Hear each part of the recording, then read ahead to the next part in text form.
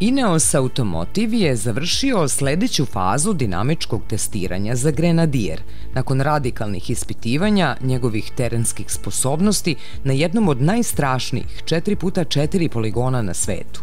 Prototipovi modela Grenadier najnovije generacije za ovo testiranje odobreni su nakon pregovaranja o zloglasnim stazama planine Schokl u Austriji, koje su pravi izazov za bilo koje vozilo sa pogonom na 4 točka.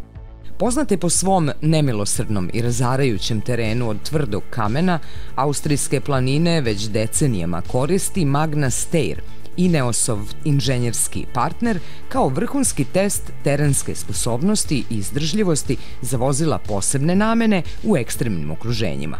Nakon vrlo pozitivnih rezultata, kompanija je na putu da postigne ciljeve i omogući početak proizvodnje Grenadiera najkasnije u julu sledeće godine. Ranije ove godine inženjeri su uspešno završili opsežnu kalibraciju na ekstremno hladnom vremenu sa Grenadier prototipovima na severu Švedske. Sledeća faza procesa razvoja i validacije testiraće Grenadier u intenzivnim vrućim vremenskim ispitivanjima u nekim od najtežih svetskih okruženja, uključujući dolinu smrti u Sjedinjenim Američkim Državama i Dine na Bliskom istoku.